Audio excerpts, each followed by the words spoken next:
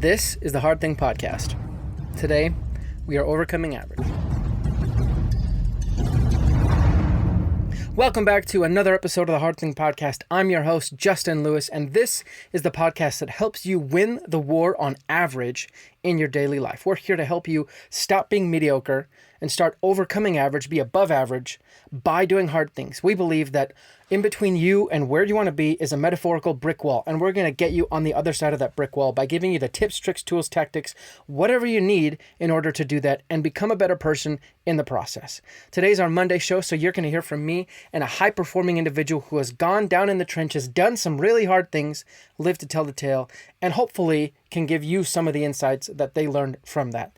On Thursdays, we have our Thursday show where me and co-host Ty Crockett take action items from today's show, put it into practice, as well as giving each other challenges. So stay tuned for that. But let me tell you about today's guest. So today I'm talking with David Armstrong. He is a life coach, but he's also a 24-year Air Force veteran, as well as a martial artist, and he owned various martial arts schools and things like that. He was also, in his childhood, part of a gang, and he was able to overcome that. And one thing else, he also wrote a book called Why Me? You can look it up on Amazon. We have an excellent conversation today about just getting yourself in the right environments, how essential that is, and the importance of being able to see the benefits of achieving your goals and reaching those. So without further ado, let me share my conversation with David Armstrong. All right. Well, thank you for being on my show, Dave. I'm excited to have this conversation. Thanks. I appreciate it, Justin. I'm glad that you have the show. I'm glad that you're reaching out to so many people with such a big and genuine heart, man. It matters. It really does. Thank you. I appreciate that. Well, let's dive right in. Asking the question I ask all my guests, Dave, what's the hardest thing you've ever done? Oh, the hardest thing. You know what? Defy destiny. Take that one. Defy destiny, man. You know, I talk about this all the time with a lot of people. I'm a motivational speaker. I'm a life coach, and I've been able to help and influence a lot of people throughout my life of only 25 years. I know I don't look it, but I'm only 25. No, wow. I'm kidding. I'm 46. I was actually believing you. Justin's like, wow, you look rough for your age, Dave. No, brother, I'll tell you, defining destiny, right? So defy, when I say defy your destiny, we're all born into a particular situation that we had no agency over, right? So you have no agency over what country you're born in. If you're born into poverty, if you're born into a lot of money, if you're born white, black, Hispanic, Indian, Native American, it doesn't matter. And you had no agency over that. And so I was unfortunately born into the hood. I was born in the ghetto. My mom married a guy that was physically and verbally abusive to both of us, right? He used to beat the hell out of me all the time. I was born into my mom dying when I was 12 and my first arrest being when I was 11. And so all of these things kind of happen. And I'm a big proponent of you're a sum of your past experiences coupled with who you are today. And I was a sum of everything that my mom allowed me to endure, including my stepfather, including shooting him, including going to jail. I didn't kill him, thank God. But so I say my destiny was kind of written out to be either dead or in jail, just like my foster brothers that I'm very close with. Unfortunately, they're all in jail and two of them are dead. And it's sad. And it's really hard to defy the destiny that you just have that trajectory and you're just going. And this is why so many people can't succeed in life. Whatever the destiny that you're kind of born into or kind of started gravitating towards, it's very difficult to break away from that and do something a little better with your life, right? It's just difficult. So that would be the most difficult thing that I've ever done. I love that answer. And I want to dig into it, obviously, because you dropped so many tidbits there that I just really want to know about. I guess the first thing that I really want to know about, if you are going on a long journey, right? You're in an airplane. If the airplane is off by 1 degree, it's going to be in a completely different state. So for you, you're born in those circumstances, you have that trajectory. What was that 1 degree? What was that shift that started you on a different path? I'll say it was way more than 1 degree, right? To shift the path that airplane was on, the airplane of my life, way more than 1 degree. It was a complete turnaround. The truth is, if I would have been off by 1 degree, I would have been off from a particular destination, but my particular destination was dead or in jail. So maybe I would have been selling drugs and still alive. Mm-hmm. You know what I mean? Yeah, So yeah. so to answer the question though, it was two things. It was my martial arts instructor, Sensei Otto Johnson, and it was a guardian ad litem, Ron Barnick. And so Sensei Otto was a psychiatrist at one of the boys' homes that I was put in after my mom passed away, and none of my family wanted me. So I was just a ward of the state, hopping from foster home to group home to juvenile detention constantly. And I had been in and out of several different placements, over a dozen different placements. And so one of the boys' homes that I ended up at was one that Sensei Otto was a psychiatrist at, a therapist at. And he had this little mentoring program for the kids where they go out and they do martial arts in the backyard.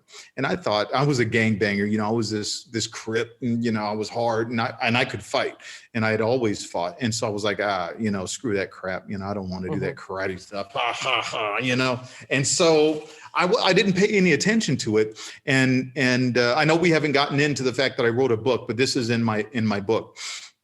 And I'll plug the book, Why Me by Dave Armstrong on Amazon. But in the book, I talk about how Sensei Otto decided one day that I wasn't going to be able to leave the house. And usually I knew the system. I was actually pretty smart. And I knew that I could come and go. And the worst thing that's going to happen is the police will pick me up in a day or that night or in a couple of days, take me to juvenile detention. I'll spend a couple of days in detention until they take me to another group home, foster home.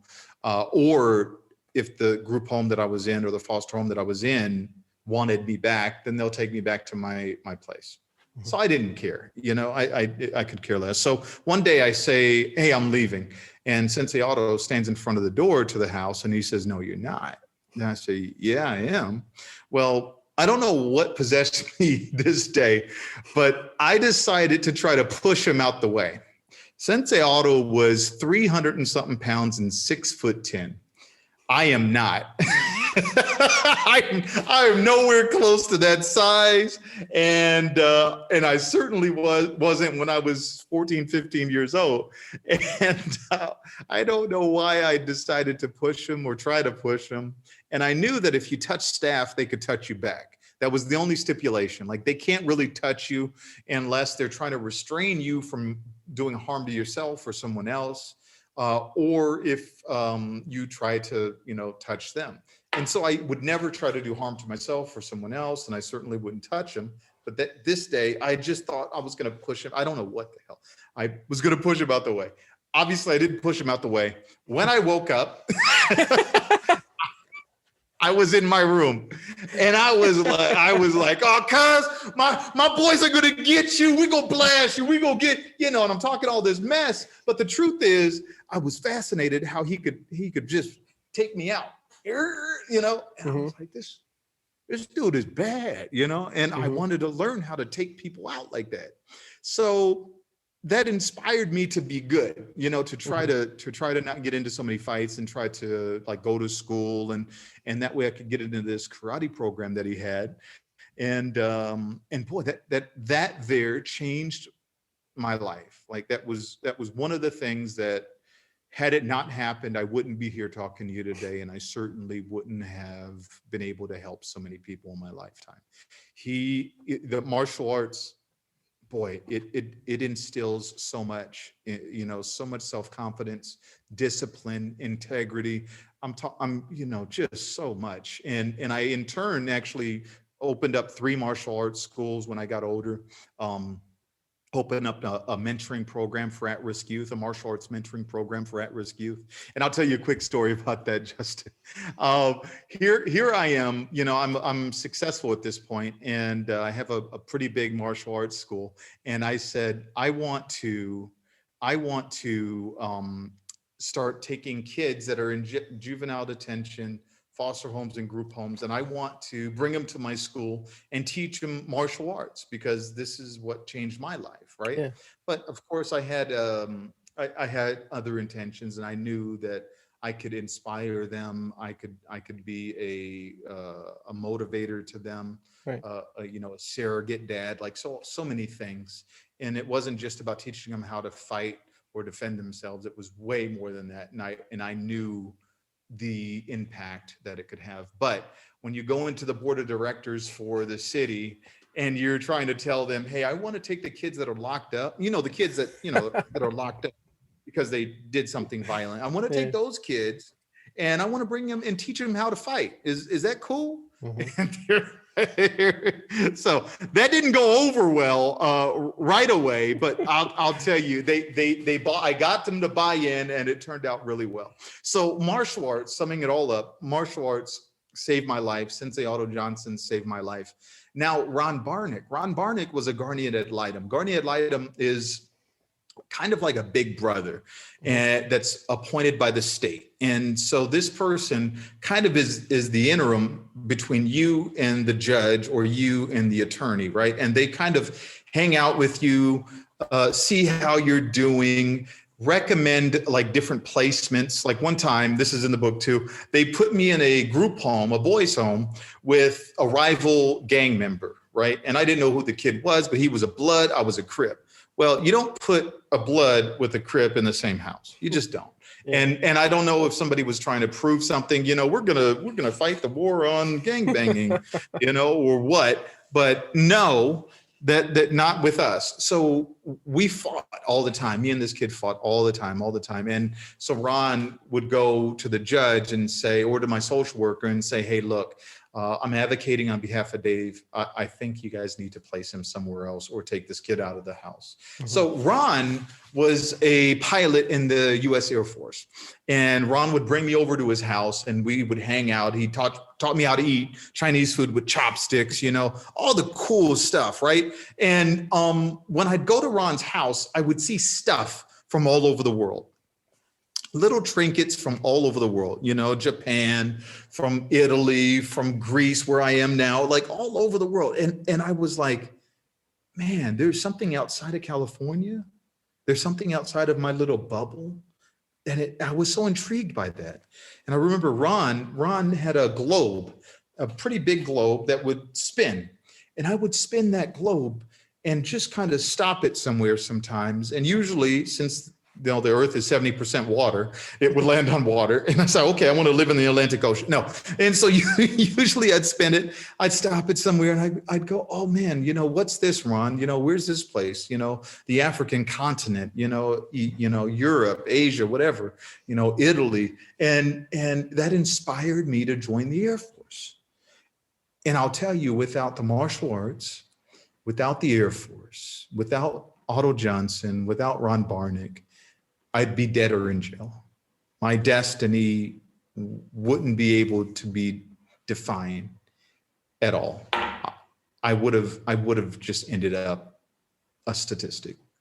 So it's really important, the role that people play in other people's lives.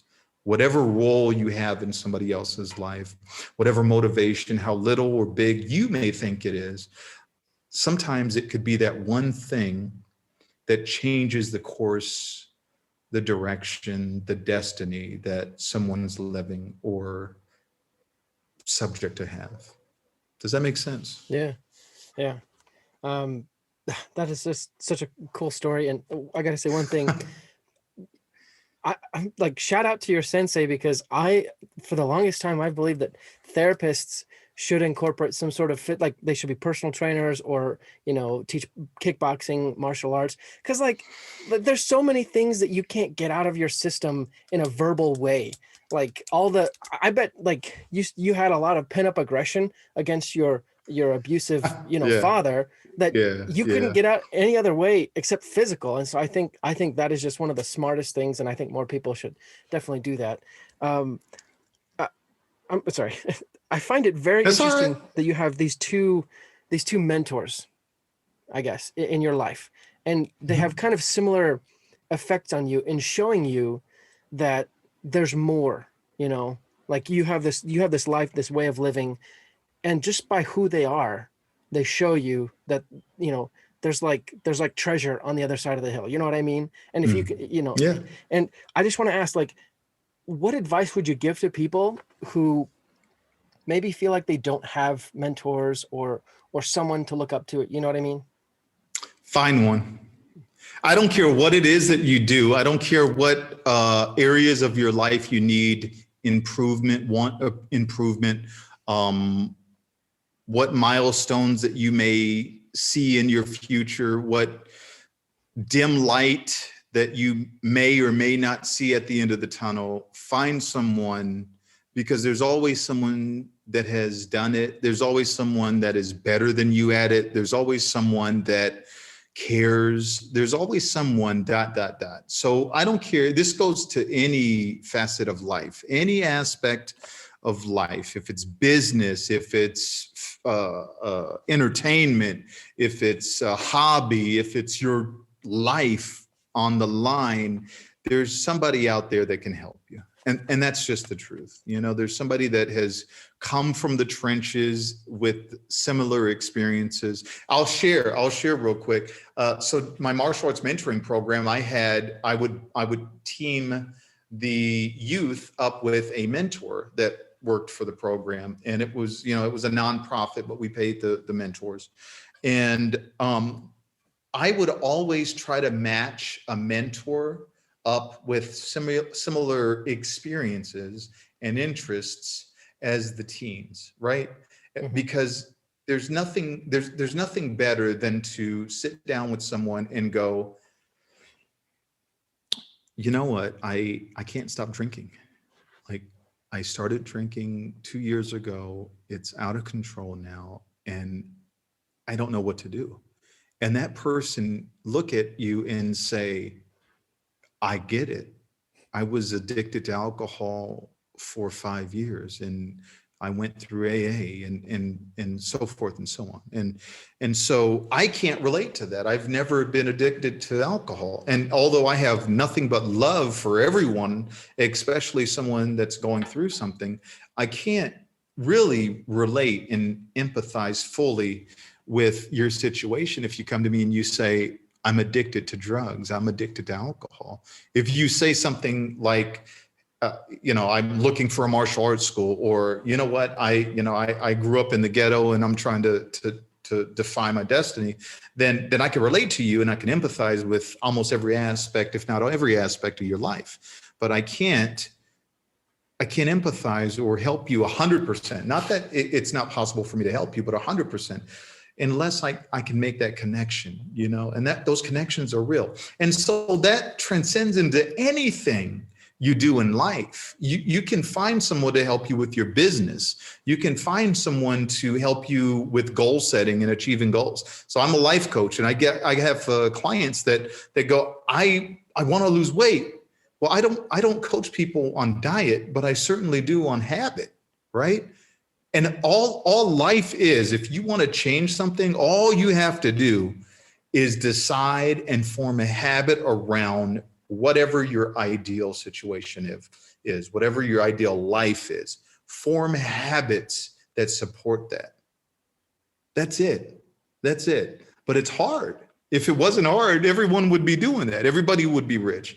Everybody would be retired at 40, 46. I mean, Yeah. 25 in Greece, But so it's hard. It's hard as hell. Yeah. And so what do? Find somebody that has done it, that knows what they're talking about, what they're doing. They've experienced it, and they can connect with you and help you on it, get you there. Yeah. Uh, yeah, it's important.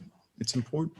Speaking of habits, I'm interested because obviously you're living a much different lifestyle than you were when you were young, and you were, I would say, trying to figure out your path, right? Trying to defy your destiny. Mhm. What were Mhm. some of those habits that you had back then that you eventually had to break or change or transform?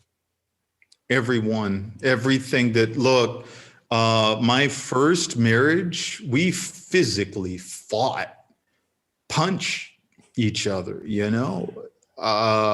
We grew up in the same environment. We were both violent, you know, and we weren't taught how to resolve conflict any other way.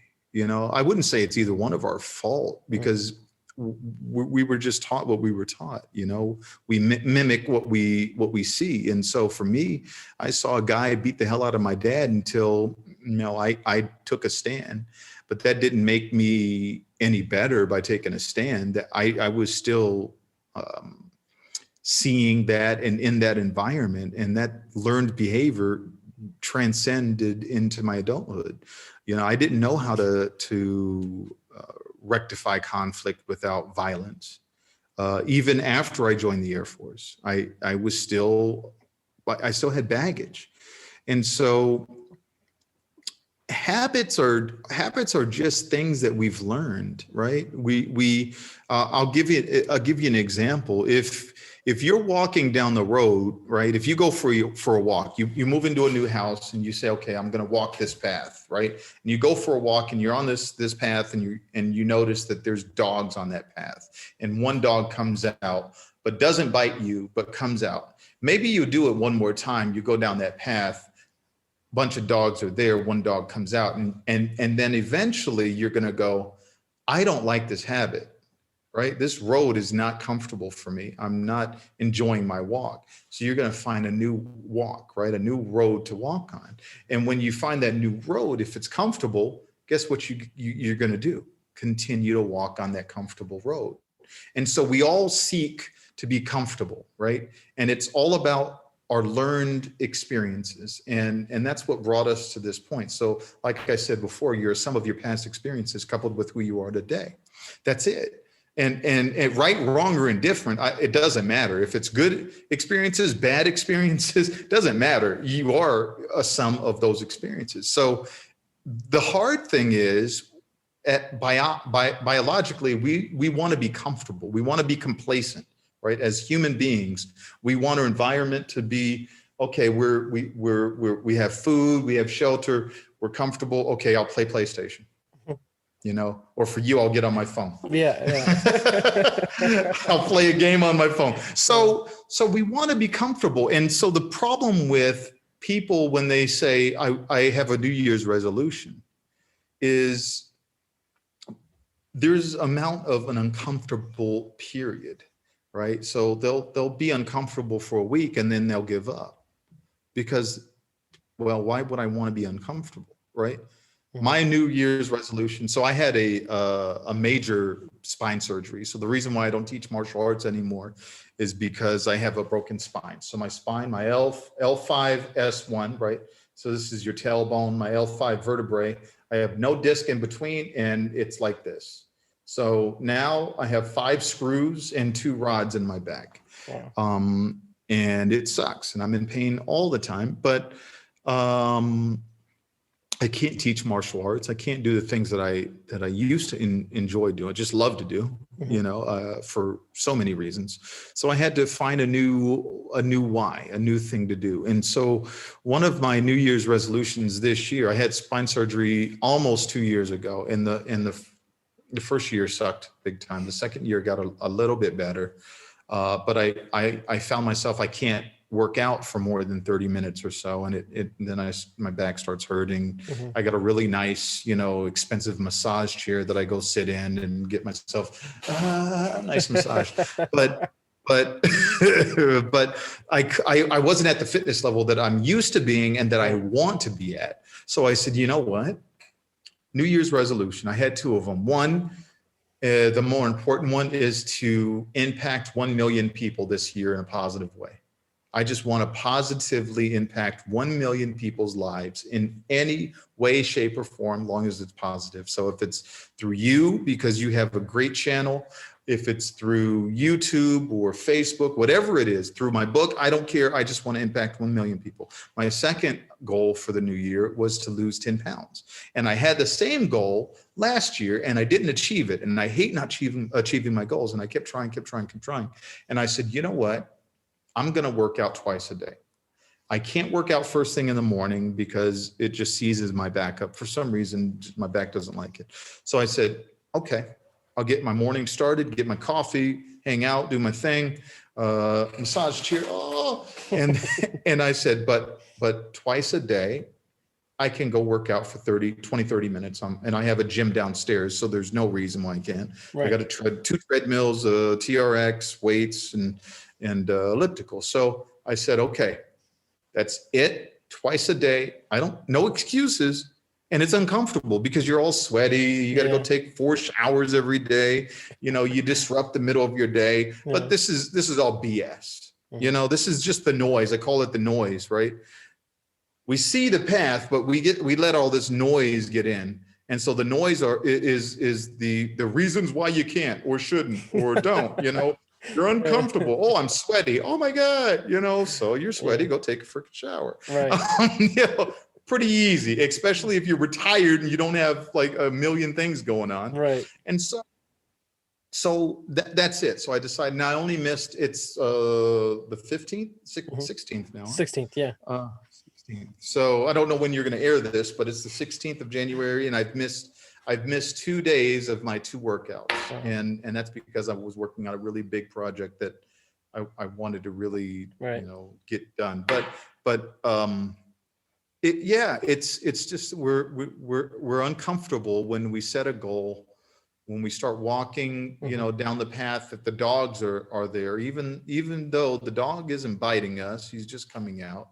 We don't like that because it's not comfortable. So we're going to find a different path. Right. One that we're just a little more comfortable on, right? Right. And so at least knowing that about yourself, at least understanding that, okay, there's going to be an uncomfortable period. It takes us some time to form a habit. They say 3 weeks. That's not scientifically proven, but it takes some time. Everybody's different, and it takes some time to get used to working out twice a day. And people don't set their lives up. This is what we talked about earlier, setting your life up to be a proponent of your goal. So I have home automate, a smart home. Right. And so I have Alexa all throughout the house. And hope she didn't hear me. They're always listening though. I know, right? Eavesdropping on me. That's okay. Serious. I don't care what she hears. So I set reminders, right? Twice a day throughout the day, go work out, Dave. That's my reminder. And then it's up to me to go do it, right? Mm-hmm. The agency is always on you. The onus is always on you, but setting up your bubble, right? To make sure that you have all of the things that facilitate your goals and your life and your ultimate life, the best possible scenario for your life. Yeah. But we don't take the time to do the prep, right? To hire a life coach, to hire a personal trainer, to set up Alexa, whatever it is, right? We don't take the time to do that, but then we say, okay, I got a goal. We start going down that path and they go, well, hold up, there's a dog there. I'm going to stop doing that. Yeah. It takes prep work to get where you want to get. And people give up on themselves way too often, way too easily, because we want to be comfortable. Yeah. We like complacency. It's true. I really like how you brought that up because and actually, this is something I tried new this year. Every new year we all get like a chunk of time and we're like, I'm going to write down my New Year's goals and all that junk. And rather than, fixing all these New Year's goals and like 1,000 awesome New Year's goals, I instead chose like a couple, right? And then spent the rest of the time planning those goals. So putting time in my calendar for when certain checkpoints needed to be met and things like that. And I like, because that's what you did. Instead of focusing on the goals, you created the goals, but then you focused on the tactics of achieving those goals and how to achieve those. So I think that's a really important part. And I also like how you said, we like to be comfortable. We avoid being uncomfortable. That's when we choose to turn back. And I wanted to ask particularly about your story, growing up in very disadvantaged circumstances and then joining the Air Force, I would wager there would be a bit of a period of uncomfort. Oh, And I want to know, oh, how'd you get through that? brother. Look, there's a test that you have to take. It's called the ASVAB, Services Vocational Battery Test. And so I was 18. This was my dream. I said, okay, I'm joining the Air Force. Ron convinced me. He actually didn't convince me, but his life convinced me. Yeah. The Air Force was it. And so I said, the Air Force, that's it. And I've always been a really driven person. And I said, okay, no matter what, I'm joining the Air Force. So I went to go take the ASVAB and scored horribly. I didn't score high enough to get in the Air Force. So the Air Force recruiter was like, got nothing for you, buddy.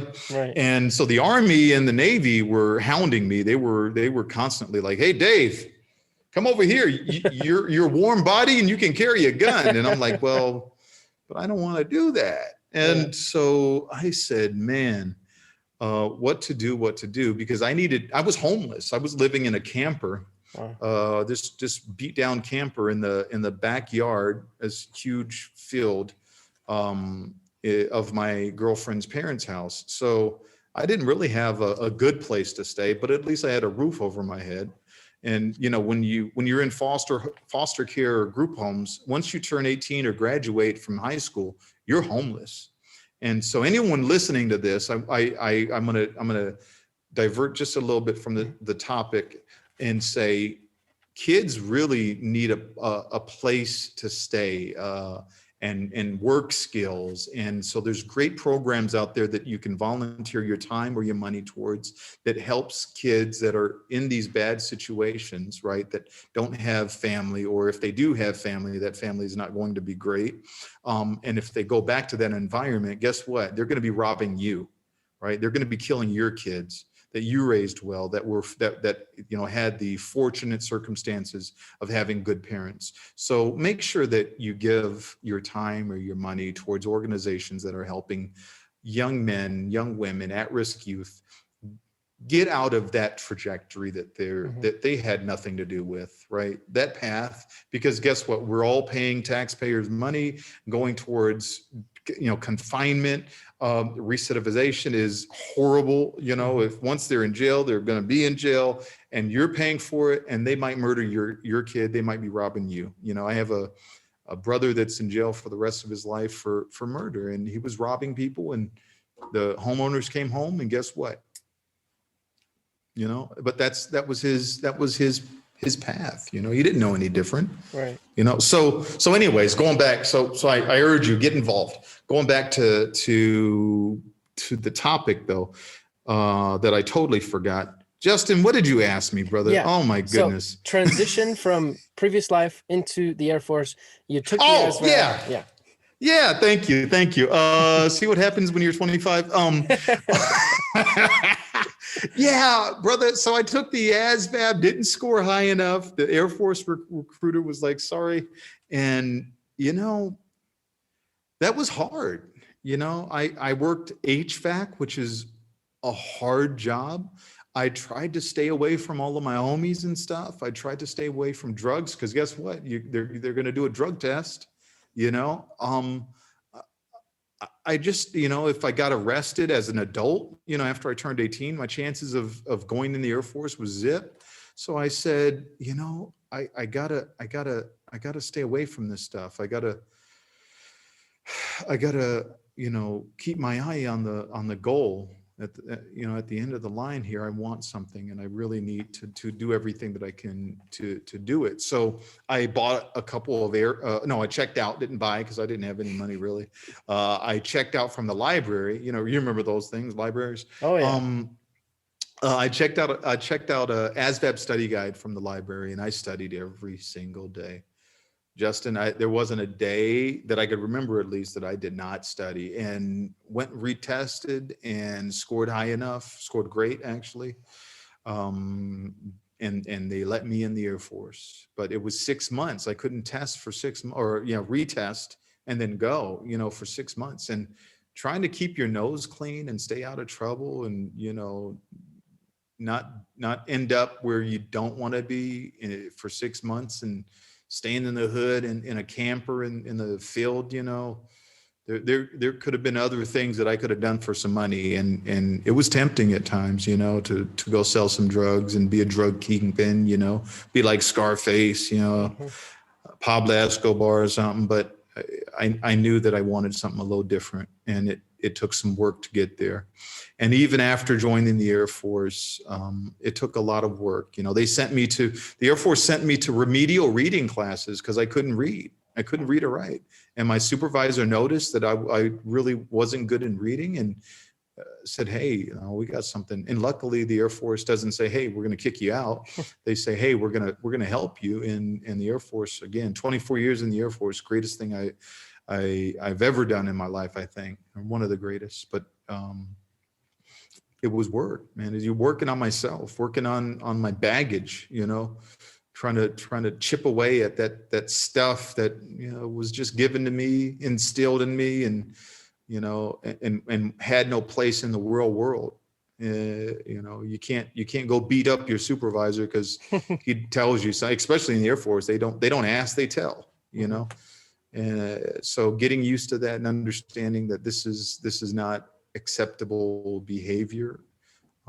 Overcoming my own shortcomings is hard, man. Constant work. And even now that life is great, I work on myself daily, every day. That's not even a goal anymore.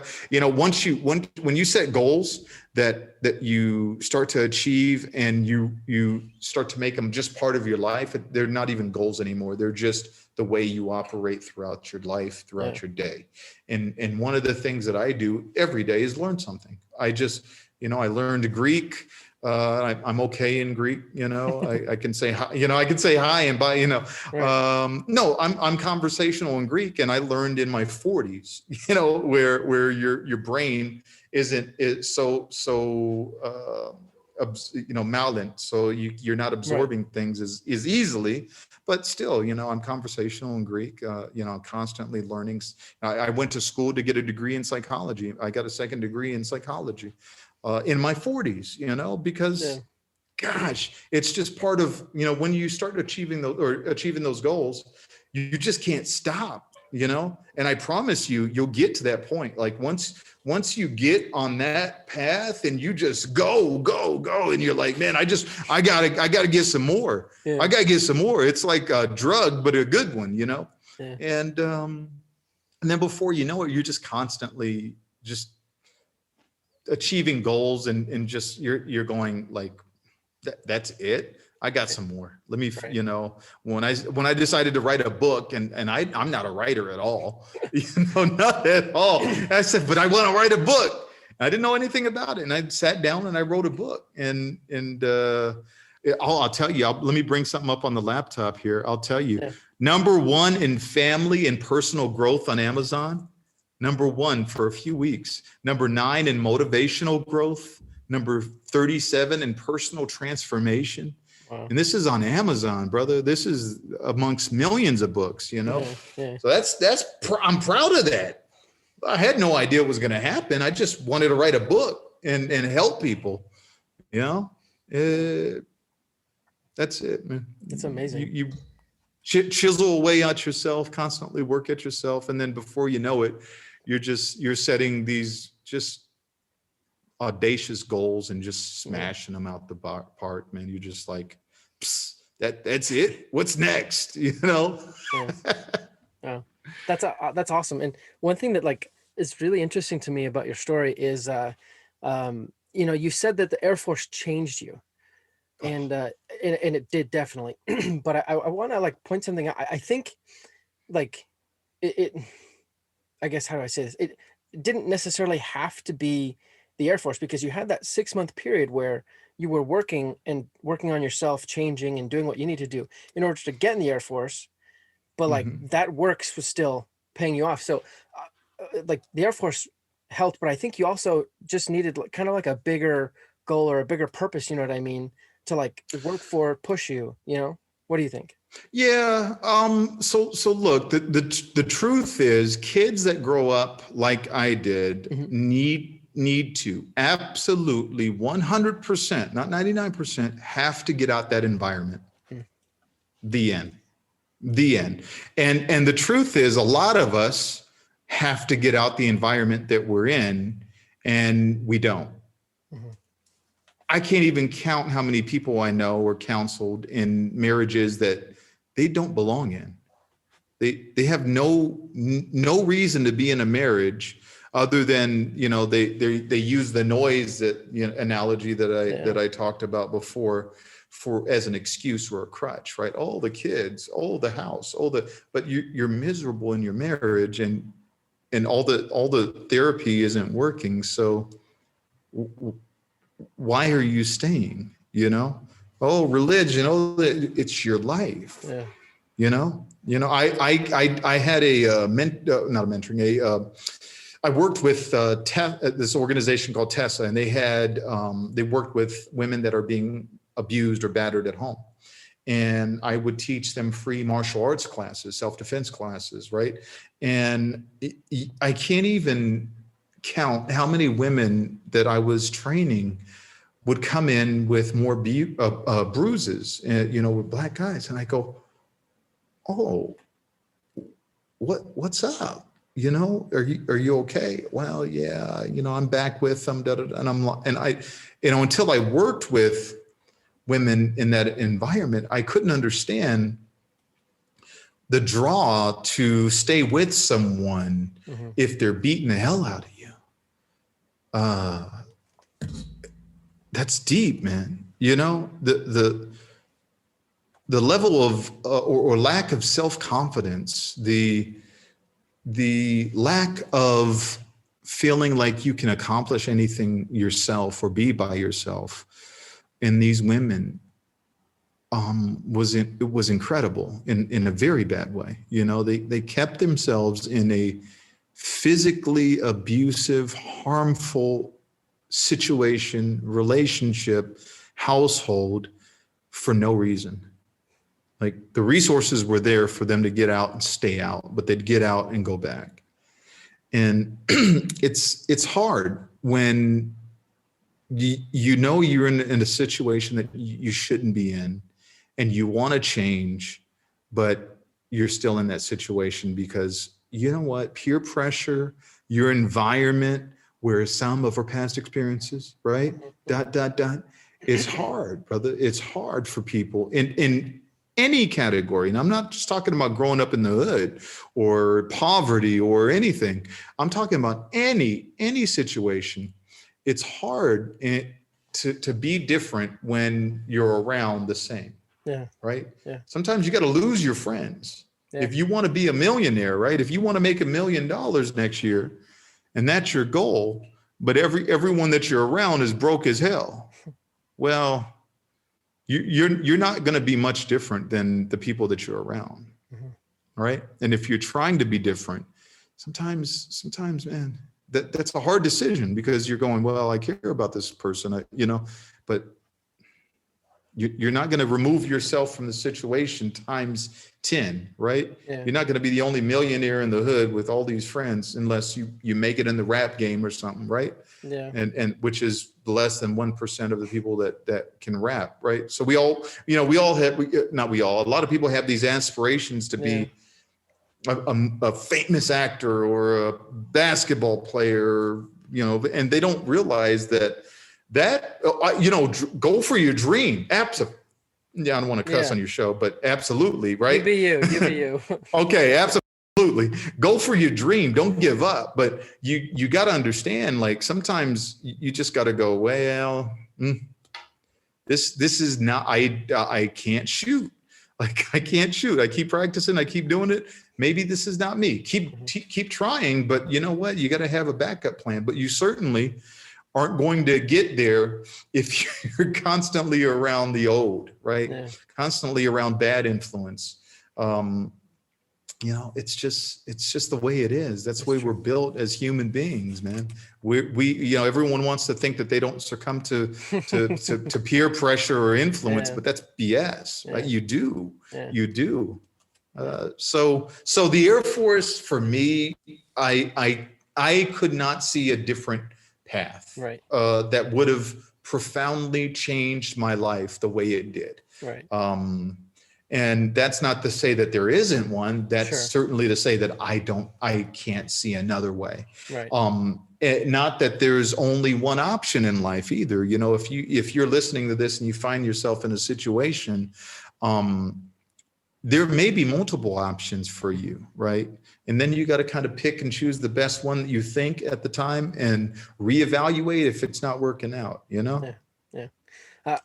I think that we have to, in many cases, free ourselves mentally from environments before we can free ourselves physically. And I want to ask, and I guess this was what I was trying to get to. How did the Air Force become something so powerful that you would start sacrificing some of those things, some of your lifestyle choices, some of your habits, and kind of change? You know what I mean? Well, you know what? The one great thing that I've found in the Air Force is the people that gravitate towards being in the Air Force are pretty smart. So that ASVAB test is high for a reason, right? So that the aptitude of people that the Air Force selects tends to be pretty good. And so I found myself surrounded by people that were pretty smart and pretty compassionate. And the Air Force sends you to school, constantly sends you to training courses, constantly. You know, I can't even tell you the thousands, if not millions of dollars that had been invested in me in training, not just training to do my job, you know, computer stuff, but also training in personal development, you know, teaching me how to publicly speak, teaching me how to teach courses, teaching me, you know, I was an inspector general where I inspected programs all throughout an entire base. And the Air Force sent me to school just to learn how to do that, just to learn how to inspect other people's processes. Right. And be objective and, you know, understand how to do that, speak with people. And so the Air Force invests a lot of money in its airmen. And so I was able to gain the skills and be surrounded by people that were great, you know, not just good, but some great people, you know. And then, you know, I was fortunate enough to work for, you know, some very high up generals and be in some very high positions where, man, the amount of learning and growing that I was able to do, just amazing, just absolutely amazing. Wow. So yeah, for me, the Air Force was the right move because there's just a culture about the Air Force of growing, learning. Of course, it's military, so there's discipline. You know, you don't get to choose what time you show up to work, you know, and being late is not an option, you know, and there's not even a conversation, you know, it's like, no, get your ass to work at 7, the end. I remember, I'll tell you a real fast story. I worked for a colonel, right? She was a general, a 1-star general, and she was in charge of the base. And I remember I had just started working for her and I came in at 7:10. Okay. And I worked at Cheyenne Mountain, which is NORAD. It's a bunker inside of a granite mountain. Wow. Okay. And it's really cool. You know, what's the show that used to be filmed there? Oh, shucks. I forget now. See, when you turn 25, I'm telling you, Justin, when you get my age, brother. Anyways, there was some space-esque, you know, futuristic show that used to be to shoot the front of the place, but you have to get bussed into the mountain, right? And anyways, one day I was late. And it's even worse because you got to wait for the bus or you walk in and it's a long walk and blah, blah, blah. So, you know, I just started maybe a week or so with her, working for her rather. And I walk in like 7:10 or so and she says, "Dave, is that you?" "Yes, ma'am." "I was wondering if you were going to come in this morning. The phone kept ringing, but you weren't there." I was senior enough in my career to understand that was a one directional, one-sided conversation. She didn't have to say, you need to be on time. Mm-hmm. She had to say, it's 7:10. I'm not answering the phone, Yeah. And I was never late again because she Wow. set that standard. And I understood, yes, ma'am. And that was it. The standard is you need to be at work before 7:00. Yeah. Not at 7, before 7:00. And it doesn't matter if it's snowing out. It doesn't matter if you got to walk in or take the bus and wait on the bus. All that stuff that's noise. Mm-hmm. The goal is 7:00. So I was always on time. I was always early, Yeah. in the end. And I'm not like that. As a supervisor, I didn't care if my troops came in later. If you're 5-10 minutes late, Right. if anything, after 15 minutes, then Right. it's like, okay, you It's could, egregious, but yeah. I didn't care. Yeah, I didn't care. And I also didn't want them to be a clock watcher. I don't like troops going up. It's 4:00, sir. So are you done with what your goal was today? Right. If you were done at 3:30, tell me, and you go home at 3:30, buddy.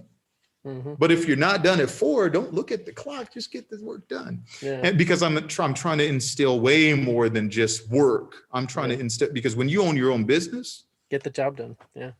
oh man, I don't care if it's 2:00 in the morning. I'm going, well, my goal was to finish this. So, okay, get some coffee. Mm-hmm. Anyways, that was a long answer to your question. No, I really enjoyed it, actually.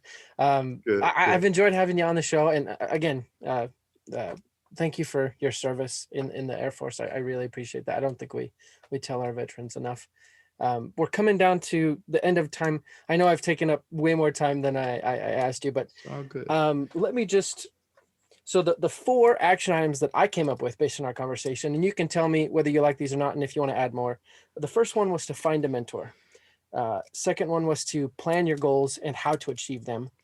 And then the third one was to explore the benefits of the other side. So kind of going back to how you saw your sensei, he could do those things, and how you saw your mentor, the men from the Air Force, and how he had all these trinkets. Really, the action item is to see the benefits you could have if you got to where those people who are there are there. Does that make sense? Absolutely. Yeah, absolutely, Justin. Visualization is amazing. I meditate every morning. I have a program and I meditate, and I visualize, actually throughout the day, I visualize end result of anything that I'm working on, any client that I'm working with. I visualize for them as well as myself, as well as the organization that I run. And I'm like, this is where we're going to be. This is how we're going to get there. Setting those goals, right? Knowing how you're going to get to those goals, visualizing that end result, right? Smelling it, tasting it, feeling it, right? Yeah. When you're done with whatever it is, it could be as minute as just, learning how to cook, to as big as building, the next $1 million business, or, building a space shuttle. Elon Musk had a dream, and seriously, he just visualized, and now look at him. I invest in Tesla. Yeah. Awesome. So yeah, man, those are great actionable items. Excellent. that I think a lot of your listeners can benefit from. Cool. Oh, and I number 4, I'll add get to a better environment, like we were talking about. That's a good one. Oh man, yeah, that's a hard one, brother. That is so That's hard. a lot of people aren't going to do it. Yeah. It's just so hard to cut people off or minimize the time with specific people, right? Yeah. Or cut certain habits off of going to, if you're a big clubber, I'll use this quickly. If you like to go clubbing, but you want to make $1 million or impact 1 million people this year, something has to give, right? So I like to go out. I like to party. I'm extremely extroverted. I have a huge social network. I love it, but I decided that I can't. 12 o'clock is it. 12 o'clock is my limit, because I know how that impacts the next day. And so if I want to be 75%, the next day. If I want to be 50% the next day, I've stopped drinking. I just do alcohol. I just do wine now because I know how that impacts my next day. Right then, I'm cool with it. Right, I'm enjoying it, but I know none of us, especially as you get to 25 or 26, like me. People are going to start believing I'm actually 25. No, 46, almost 47. I know, right? I'm cool with it. Yeah. But you once you get older, you start realizing those things impact you greater, right? So the more, if I'm drinking at 25, I could have a few drinks and be drunk and then wake up the next day and be at 80%. Right. Right. Never 100%. It's just not. But be at 80, 75%. But now sometimes it'll take me 2 days to recover. And I go, well, guess what? That's impacting my goal. Mm-hmm. I can't, we have conflicting interests. I can't do both. Yeah. So choose one. You're not going to do both. Choose one. Yeah. Right. So if you want to go party, make TikTok videos, waste your time on social media, don't think you're going to do anything with your life, right? If that's where you want to be, that's okay. Mm-hmm. That's your decision, but don't have conflicting goals. Yeah. So something's got to be sacrificed. Yeah. Yeah. Absolutely. That's awesome. Excellent. I will get those up in the show notes. But Dave, how can our audience reach out to you, support you, and see what you're up to? You know what? So I go buy the book off of Amazon. It's Why Me? My Fight for Life by Dave Armstrong. My website is www.upna.net, unlimitedpotentialnetwork.net. If you look at on Facebook for Dave in Greece or Unlimited Potential Academy, you'll find me all over the place, as well as Instagram, as well as TikTok. I'm even doing TikTok. I'm posting motivational stuff out there. So yeah, I'm easy to find, easy to get a hold of. Unlimited Potential Academy, Dave Armstrong, Dave in Greece. The book is Why Me? My Fight for Life. Awesome.